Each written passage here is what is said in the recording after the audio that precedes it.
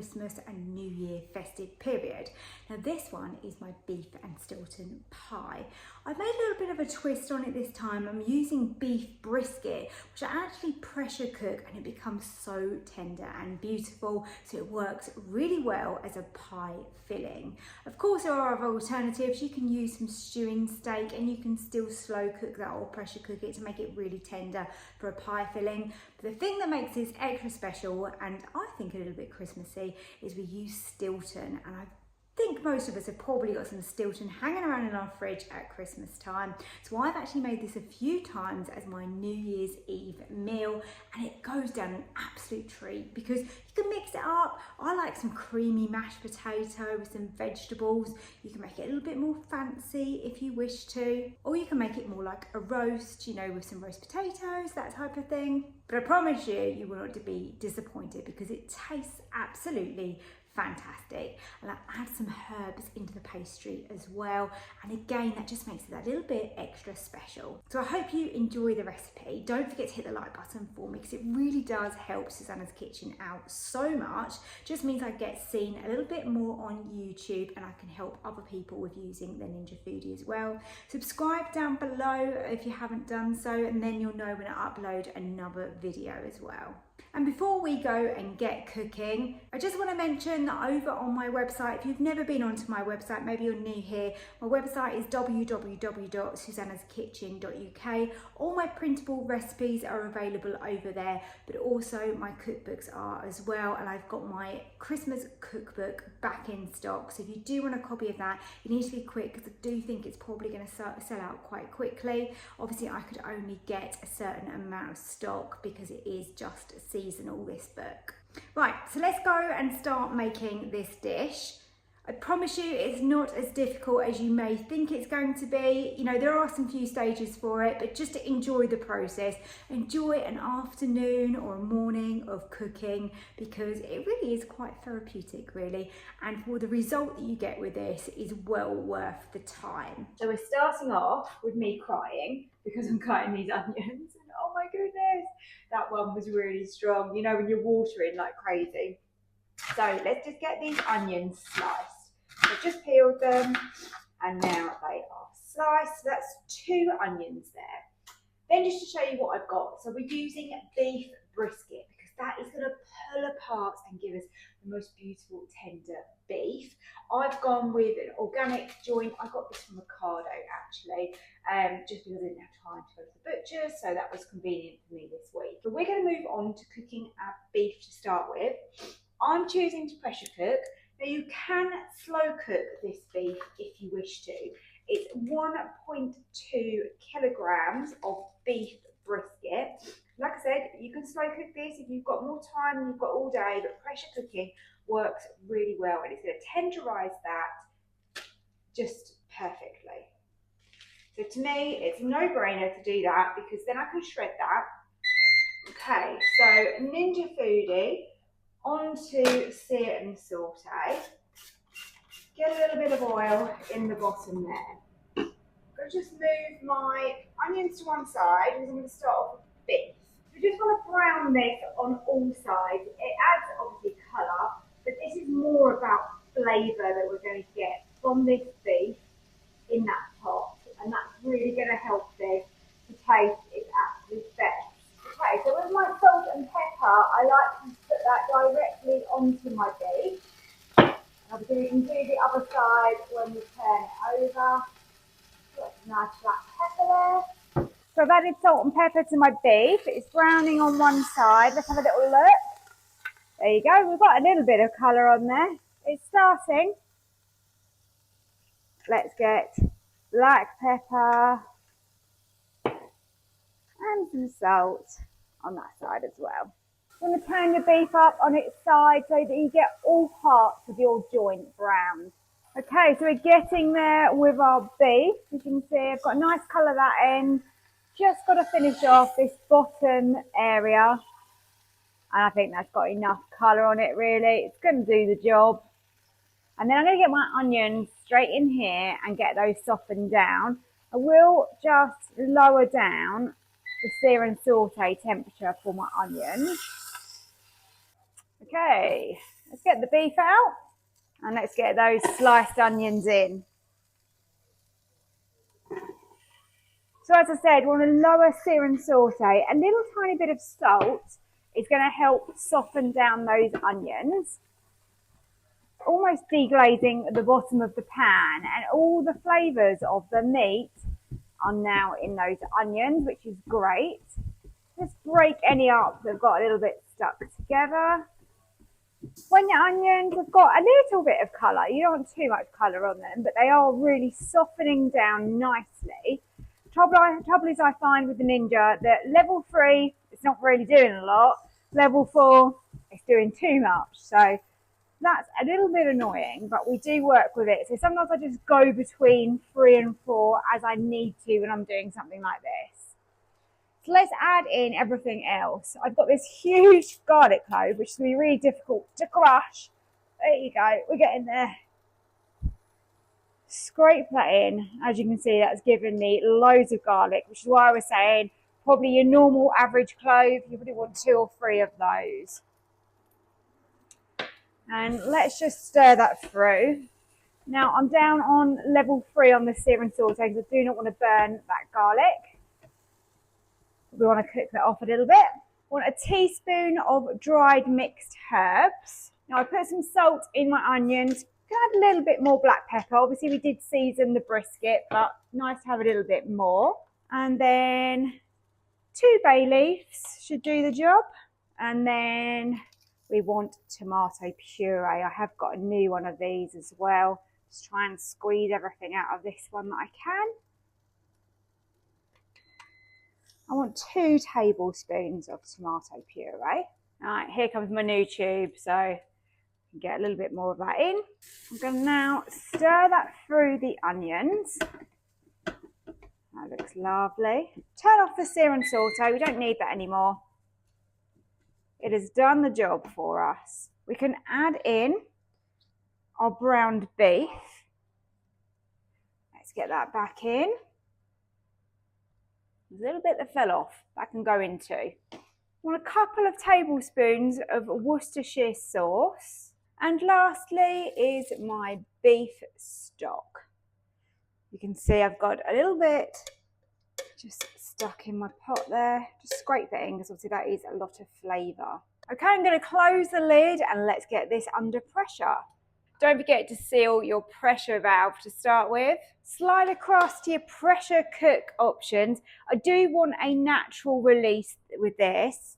And then, look at the state of me, I'm all dirty, but never mind. We're on high and I'm gonna go with an hour and a half because I think that is gonna be long enough for other things that I have done. I've done an hour and 45 before when I've had a much bigger joint. So I'm gonna go with an hour and a half. I think that's pretty safe. I want this to be super, super tender. So it's really important that it gets that cook time because if I was slow cooking this, I'd be doing it for like 8 hours or something. So high, natural release, 1.5 hours. Let's go. Right, so the natural release was just over 17 minutes. Obviously it's gone up a bit now because I've already opened the lid just to let the steam out so I can show you. It smells absolutely incredible, as you would expect. And I'm really hoping, and it looks like it's going to have worked, that that beef is going to shred and be really tender. So I'm going to grab the beef out, and then we're going to thicken up our gravy, put the beef back in. Oh, yes. Can you see? When I do that, you can see that that is going to be falling apart. That looks gorgeous. Okay, so string. Mine was all string together, so let's get that string off. And you can now see that this beef literally is falling apart. That is cooked beautifully. Glad that I went with the hour and a half. Doesn't look dried out. It looks moist and just perfect. Perfect for this dish. It's exactly as I wanted it. Look at this. Incredible. Now let's have a little look at the gravy situation.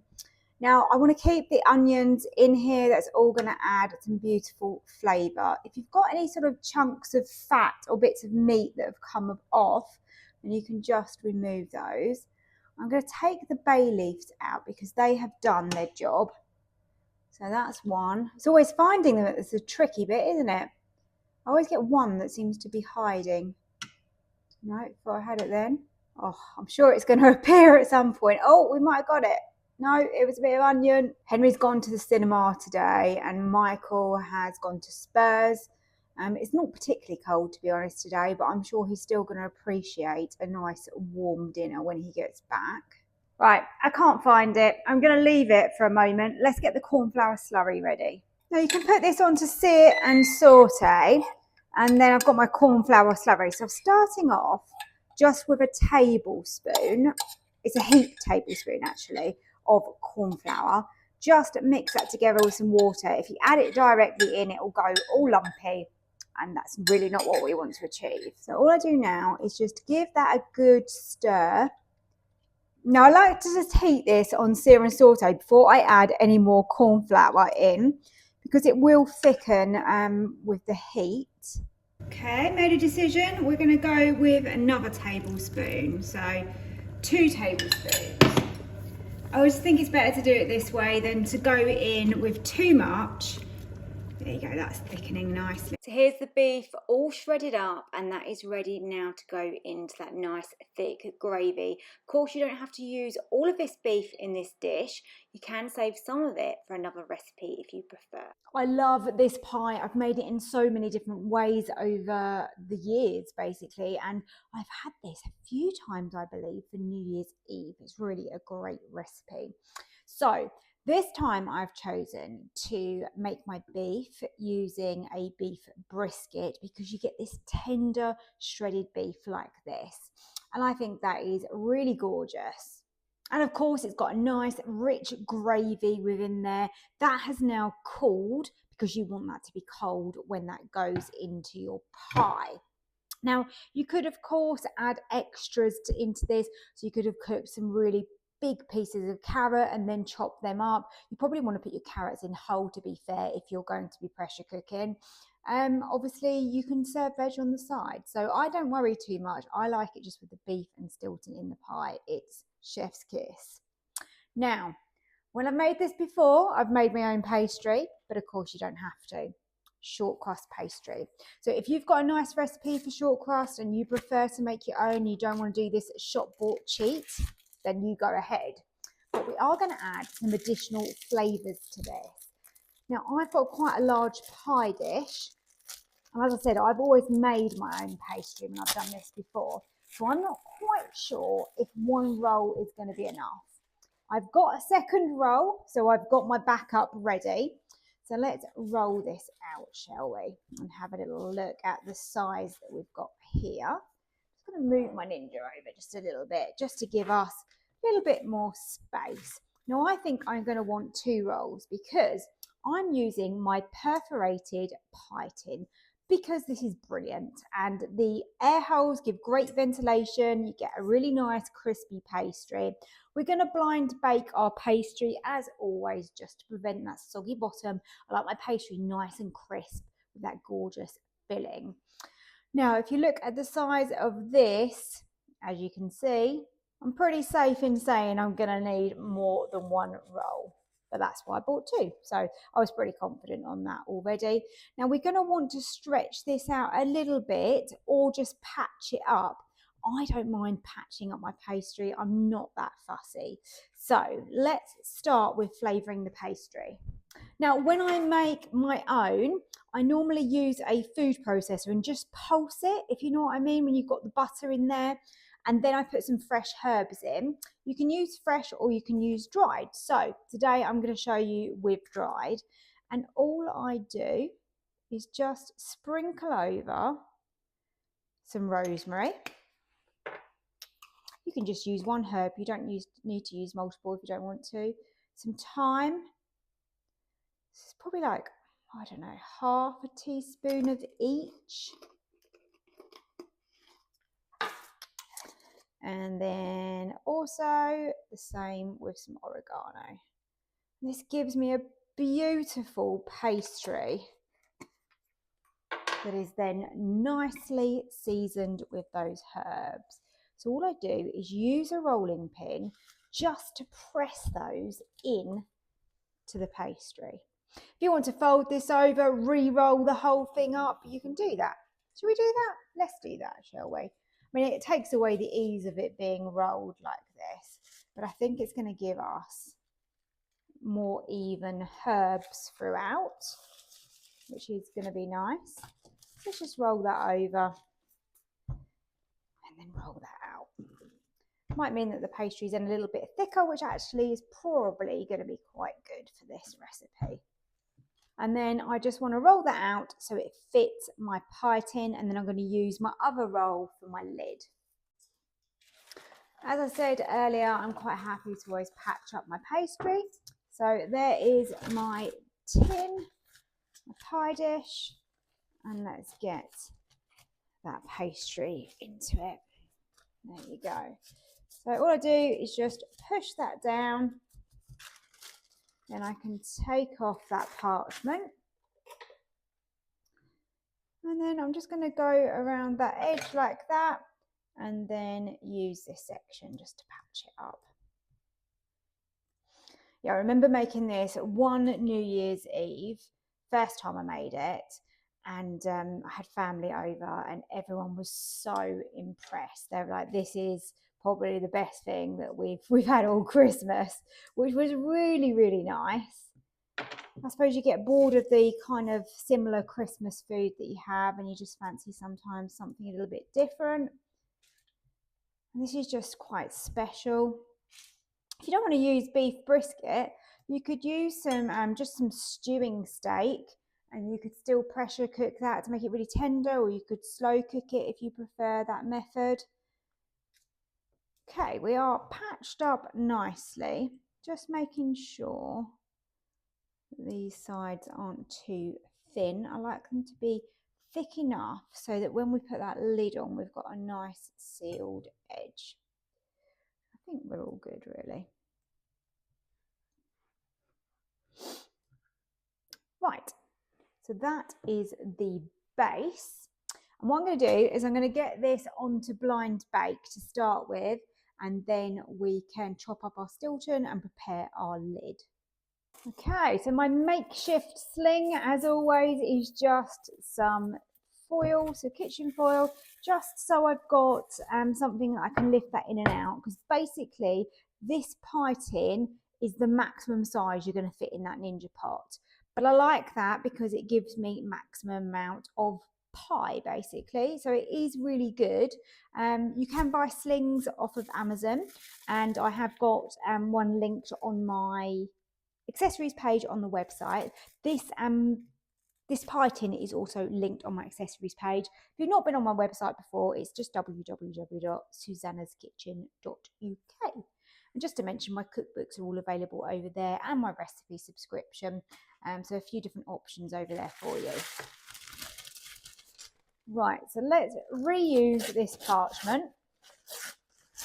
We don't want to waste anything. So let's just lay that into the pie case. And that's where your baking beans are going to come in very handy. Again, I've got these linked. They're inexpensive, and I've had these for years. I don't know how long, 15, 20 years. And they just get reused and reused and reused. So that's great. Okay, so I have got the air fryer trivet in the bottom. I think that should be okay. Let's have a little look. Let's give it a little test. Pie going in, as you can see, it just about fits on there. And then all I do is just fold down my little handles, and that means I'm going to be able to lift that out. So I'm going to blind bake that now on 160 degrees on bake for 20 minutes. Okay, so our blind bake is almost up. I had to have a little check part way through.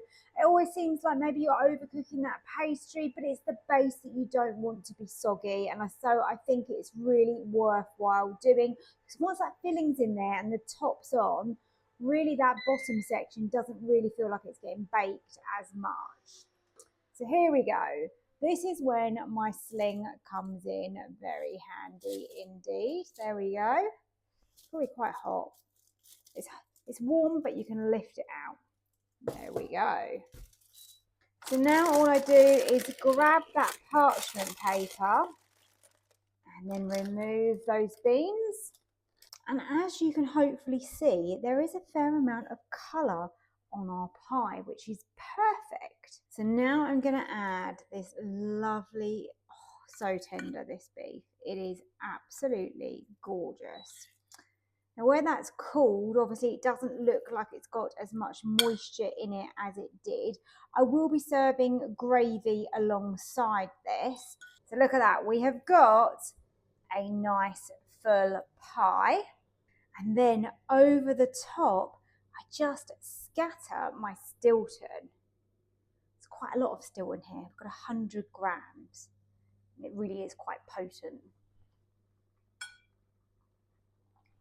And I actually think, even if you're someone that wouldn't eat Stilton on a cheese board, which is probably me, it wouldn't be my first choice, I would eat this pie. It kind of mellows because it obviously melts in. It's just absolutely delicious. A couple of big bits there, so just going to break those up a little bit more. And that is going to melt into there so well. Next up, I have just added an egg into my little ramekin. Just going to give that a little mix. And then I just want to egg wash the top of my pastry here. And all this is doing is just allowing our lid to stick, basically. It's just giving a little bit of moisture to let that lid stick. Great. And we're going to use that for the top as well. I've repeated exactly the same process with my lid. So with the top section of my pie. So I've added some herbs into that as well. Let's just have a little check on the size. Have I got that about right? Probably, more or less. Let's just go for it, shall we? Let's go for it. Take that off. You're always going to have a little bit that needs stretching, but that's fine. There you go. So just seal that down onto your base. And then we want a knife to cut off the excess and a fork to pinch the edges. So you will notice that my pie has shrunk back from the sides, not a problem at all. So I'm just going to work within. Doesn't need to go on top of the pie at all, because we want it to seal on that actual base of the pie. So let's do that. A little bit here. So as you can see, hardly any waste at all. And of course, if you want to make some pretty patterns on the top, you know, some leaves or something, you can do that. So now I just go round with my fork. I like just to crimp that edge. It gives it a nice little finish, and it just kind of ensures that that is going to hold together. Just pushing that down. Just spin that round.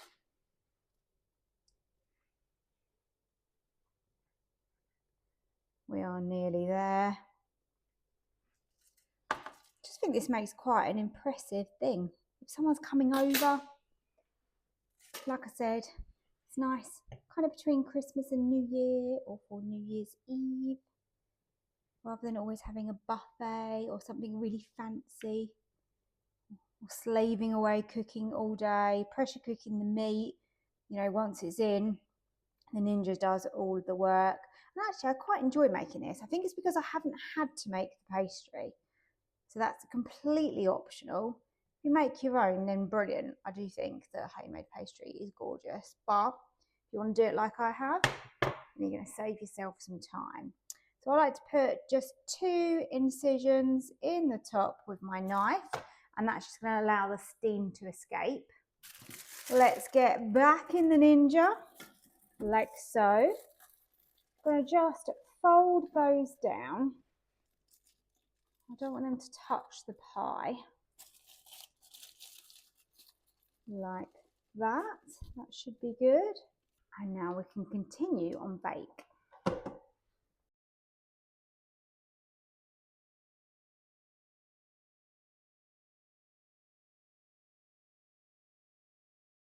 A further 30 minutes on bake has done the job. We've got a nice crispy golden top to our pie. All that's left to do is to serve this up, and of course you can put whatever you like with it. A little bit of mashed potatoes, some peas, but this is gorgeous. As you can see, it's shrunk back from the tin, so it should be pretty easy to be able to get a slice out of this. As I said to you, you don't really want that inside too liquid, and that is jam packed full of meat, and you can see the oozing Stilton coming out of there. Pastry is gorgeously crisp, and here's a little look inside the pie where I have cut it.